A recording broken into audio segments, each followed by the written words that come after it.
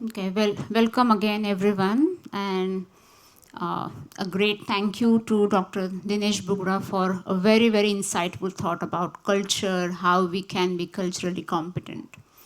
So we'll start with the second session. This is me, some little bit about myself. I am a psychiatrist. I worked as a consultant psychiatrist for 8+ years in India, and then in Hong Kong, I'm working as a mental health counselor. I'm working here as a counselor for 9+ years around. I've also worked with refugees and asylum seekers in the past. So, why this cultural competency training is important? According to the study, 1 in 7 people in Hong Kong experience some common mental health disorder in a lifetime, at any given point of time, sorry. And as per the census 2021, Hong Kong census 2021, there are around 329 or something thousand of ethnic minority people in Hong Kong. So with that calculation, around 32,000 ethnic minority people are in need of professional mental health support. So we are talking about 32,000, and since yesterday we have been talking about that the supply, or currently the EM counselors are very, very, very low. So no way that they can match whatever is the need against what the supply is.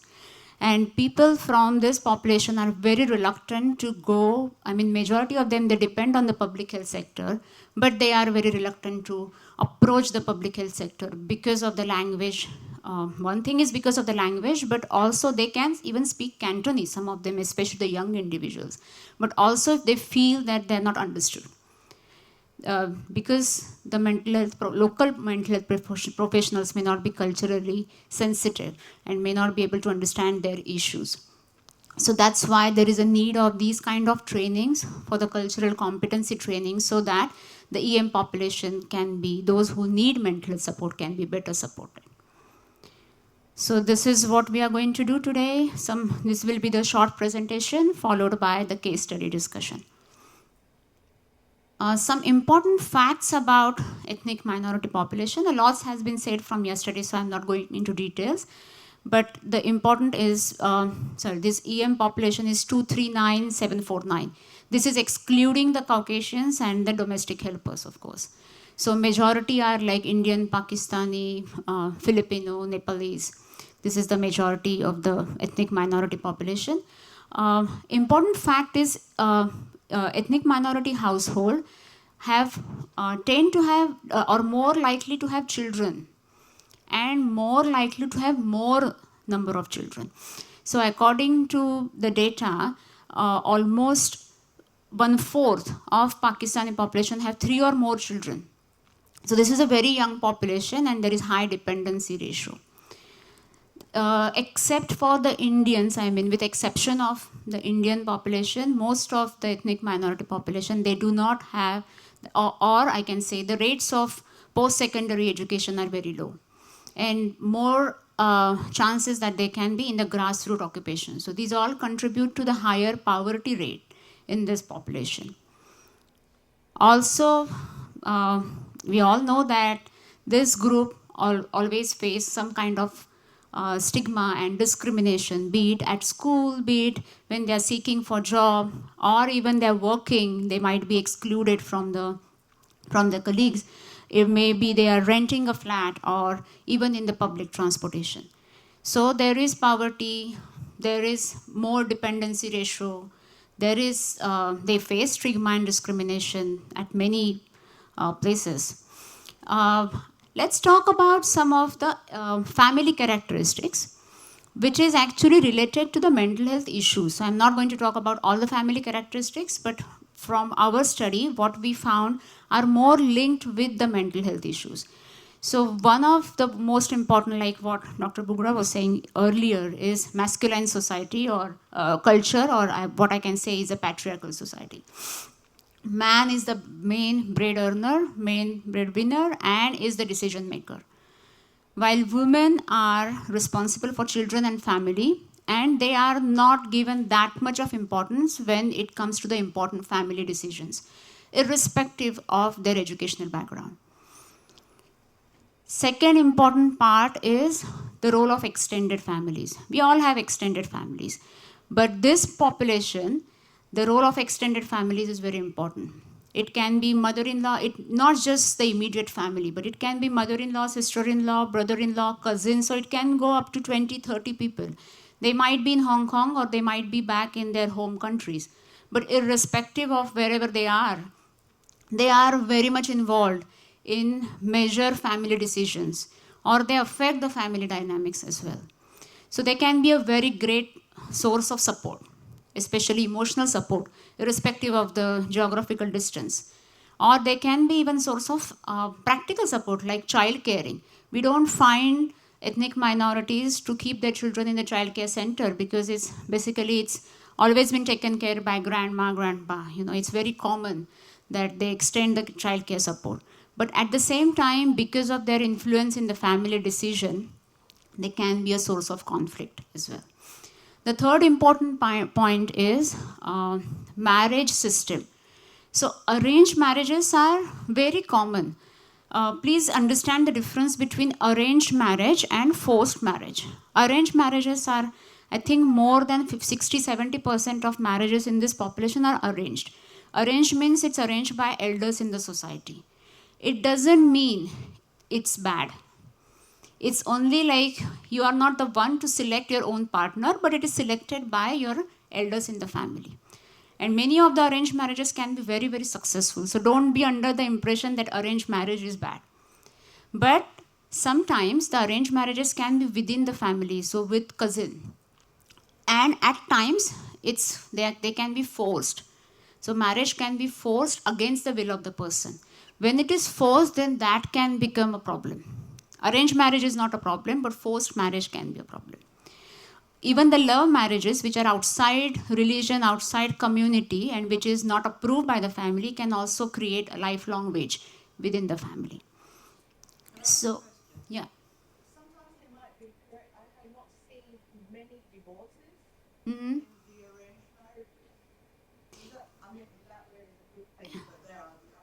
Right. So divorce is not the option many times. It doesn't mean that don't have divorces in this society, but it's considered as a last resort, or some people keep on suffering in their marriage, but they actually don't go for divorce.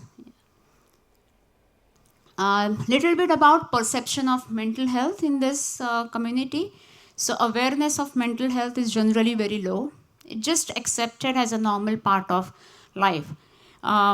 Definitely there is a difference when we see the more younger population, because they have been exposed to this knowledge in their schools, so they might be more aware about the mental health and then mental health illnesses. But the elders at home might say, oh, it's just in your head, it doesn't exist. We have seen more than you, and we don't have any depression anytime. So also, emotions are not very commonly expressed. It's not very common to say that I'm feeling sad, I'm feeling this. It's not very common in the EM household to express your emotions. And mental health symptoms are many times expressed in the form of physical symptoms. It's a very common presentation in the general outpatient clinic, that if you're feeling sad, but then you just go there to have, like, I'm having headache all the time. Or having backache, unexplained physical symptoms.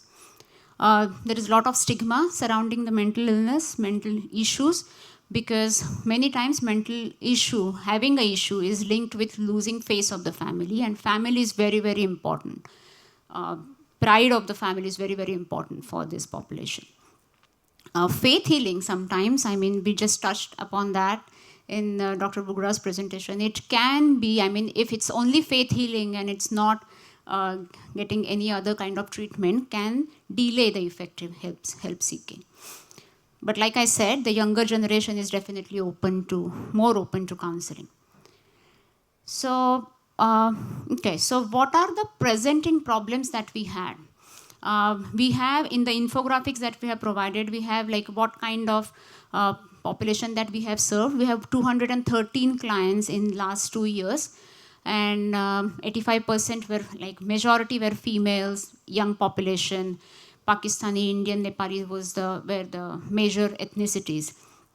But the most common presenting problems were anxiety, depression, stress, self-harm tendencies, low self-esteem, anger management. But these were the presenting problems. What is, for us, what is more important or equally important, I can say, is what are the underlying issues. Yeah, these are the profile of clients. Of course, you can refer that in the infographics. What were the common issues underlying these presenting problems? It's one of the major, or it's equally important thing. So I will just touch upon some of the issues. Again, you can refer it in the infographics. We have written the detailed one, and our report you can also access through our website, and that has actually given even more details about all the issues. I'll just touch upon some of the important ones. So family relationship conflict was one of the major issues which have given rise to different mental health symptoms.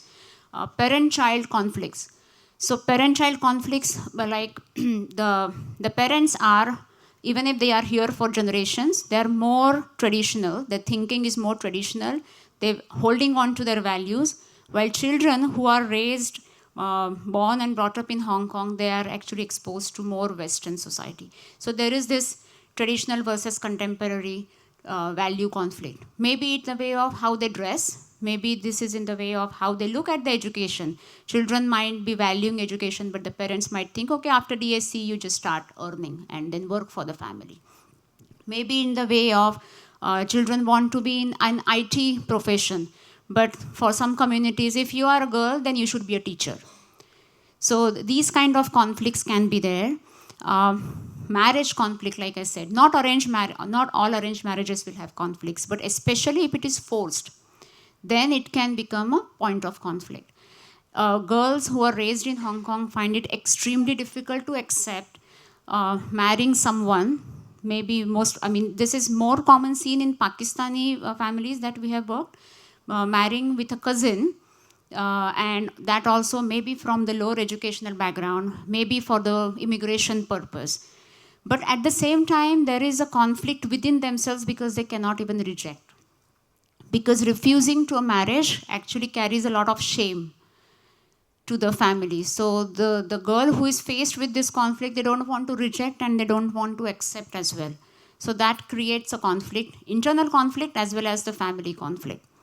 Conflict with the extended families. Like I said, they can be a very great source of emotional and practical support, but how they influence family decisions, it can become a source of conflict. What we have seen here is maybe the families might be on CSSA.